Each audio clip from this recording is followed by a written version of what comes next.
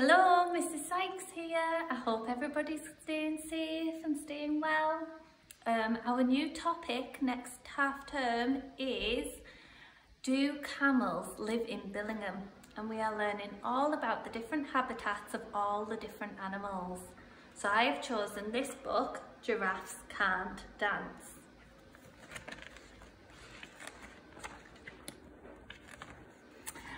Gerald was a tall giraffe whose neck was long and slim, but his knees were awfully bandy and his legs were rather thin. He was very good at standing still and munching shoots off trees, but when he tried to run around, he buckled at the knees. Now every year in Africa, they hold the jungle dance, where every single animal turns up to skip and prance. And this year when the day arrived, poor Gerald felt so sad, because when it came to dancing, he was really very bad. The warthogs started waltzing and the rhinos rocked and rolled. The lions danced a tango which was elegant and bold. The chimps all did a cha-cha-cha with a very Latin feel, and 8 baboons then teamed up for a splendid Scottish reel. Gerald swallowed bravely as he walked towards the floor, but the lions saw him coming and they soon began to roar. "Hey, look at clumsy Gerald!" the animals all laughed. "Giraffes can't dance, you silly fool! Oh, Gerald, don't be daft!" Gerald simply froze up. He was rooted to the spot. "They're right," he thought. "I'm useless. Oh, I feel like such a clot." So he crept off from the dance floor and he started walking home. He'd never felt so sad before, so sad and so alone.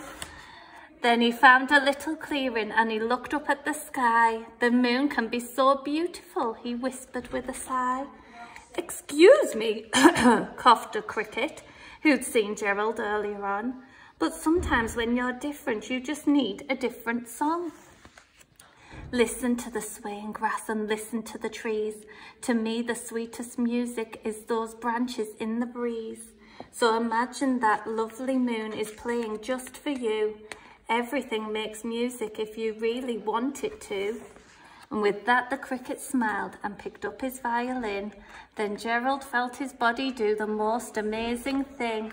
His hooves had started shuffling, making circles on the ground.